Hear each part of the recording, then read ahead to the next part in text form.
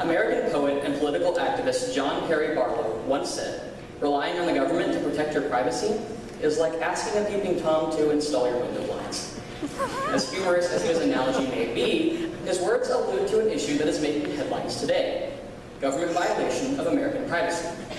Today, we'll look at the ways in which the National Security Agency has violated the privacy of American citizens and ways in which to address this problem.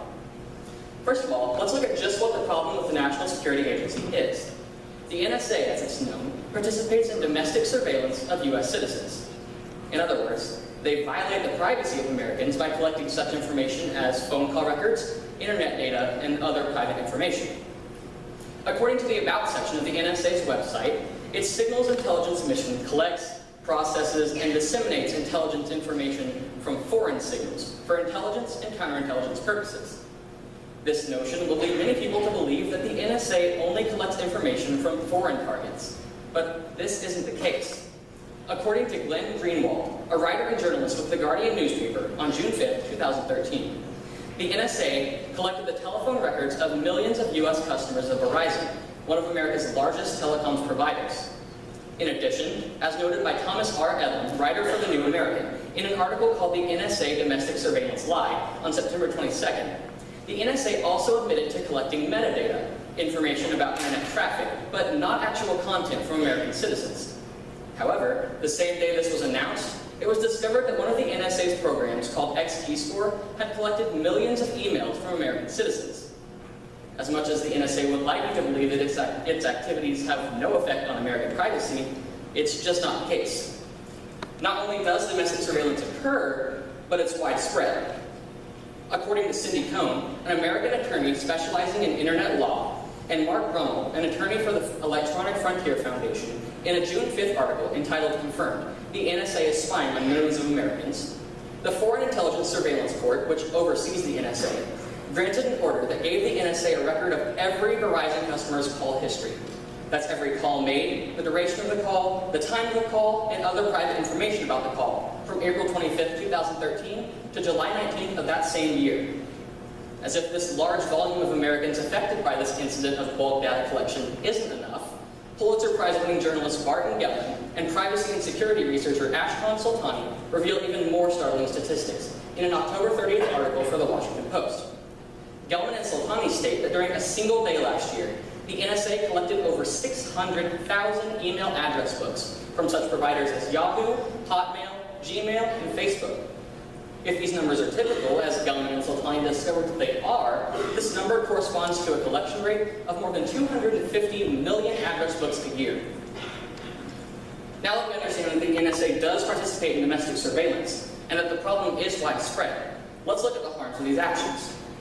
The harms of NSA domestic surveillance range from a violation of the Constitution to a lack of government transparency. First, this type of blanket surveillance violates the Fourth Amendment to the Constitution. Bruce Schneier, an American cryptologist and computer security and privacy specialist, explains how, in his article for The Atlantic on October 21st, entitled "Why the NSA's Defense of Mass Data Collection Makes No Sense." He explains that the Fourth Amendment prohibits general warrants, warrants that don't describe the place to be searched or the person or things to be seized. The sort of indiscriminate search and seizure the NSA is conducting is exactly the sort of general warrant that the Constitution forbids. In addition to constitutional violations, the NSA actions established a lack of government transparency, leaving many Americans in the dark. Reporter for the Star Tribune, Corey Mitchell, sheds light on an otherwise shady situation in his November 14th article entitled "Franken Wants More NSA Transparency." He says that months after the once-secret National Security Agency surveillance programs came to light, U.S. Senator Al Franken said Americans are still in the dark about the clandestine monitoring of their phone calls, emails, and internet search data. The U.S. government has not revealed how many individuals' information was collected under these programs. This idea is highly representative of a concept known as a Panopticon. Bruce Schneier, in his previously mentioned article, explains just what this is. A Panopticon was a prison design created by 18th century philosopher Jeremy Bentham. The basic idea is that prisoners live under the constant threat of surveillance. It's not that they're watched all the time, it's that they never know when they're being watched. If these harms exist, then why is the NSA allowed to participate in domestic surveillance? Under the status quo, the NSA operates under the Foreign Intelligence Surveillance Court and a loose interpretation of Section 215 of the Patriot Act. Carol Leone, an investigative journalist for the Washington Post, talks about the FISC in her August 15th article entitled Court Ability to Police U.S. Spying Program Limited.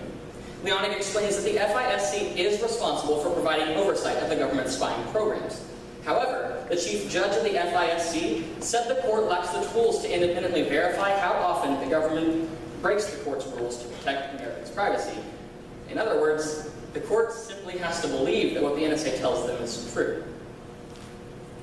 The NSA also loosely interprets the Patriot Act to allow for their bulk collection of U.S. phone records. According to Michael Kelly, a reporter for Business Insider on September 5, 2013, Section 215 authorizes intelligence agencies to apply for information if the record is relevant to an ongoing foreign intelligence investigation.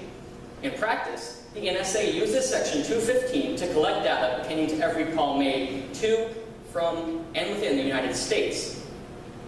Kelly goes on to explain how Jim Sensenbrenner, co-author of the Patriot Act himself, agrees that the government has reached the boundaries of what the bill permits. As you can see, the actions of the NSA are harmful and they demand a solution. But what is it? Currently, the best solution is known as the USA Freedom Act, co-authored by Mr. Sensenbrenner himself. The Act contains many features that refine the NSA's ability to participate in domestic surveillance. These features are discussed by The Guardian's Washington Bureau chief reporter Dan Roberts in his October 10th article called The USA Freedom Act, a look at the key points of the draft bill. The bill ends bulk data collection by tightening Section 215 of the Patriot Act and placing more responsibility on intelligence agencies to prove that they are searching for specific individuals and not collecting information on innocent Americans. It also procures greater transparency by allowing internet and telephone companies to report the number of their users whose information was requested by the government. Now, this isn't an end-all for domestic surveillance, but it reshapes how much the NSA can do with your information. You can help to pass this act by writing to your members of Congress and urging them to support it. According to research from University of Maryland political scientist Christina Miller, contact from constituents matters. Letters, emails, and phone calls from constituents influence how legislators view their constituency, which in turn shapes their behavior on Capitol Hill. To find more information on who your representatives and senators are, visit www.senate.mo.gov and type in your address under the tab called Legislator Lookup. This will tell you who your senators and representatives are, and if you click on their name, it will take you directly to their website where you can find contact information to write to them. Today we've learned 4 things. 1, the NSA participates in domestic surveillance of U.S. citizens on a widespread scale. 2, this surveillance harms American personal liberties by violating the Constitution and establishing a lack of transparency. 3, the status quo supports these actions. But 4, and most importantly, there is a solution: the USA Freedom Act. Simply by listening to me today, you've already learned more about the practices of the NSA. However, if you value your personal privacy and the idea that the liberties the Constitution guarantees are not meant to be violated, I strongly urge you to contact your members of Congress and urge them to support the USA Freedom Act. As you ponder my promptings, consider the words of late actor Marlon Brando, as he says that privacy is not merely something I'm entitled to, it's an absolute prerequisite. Thank you.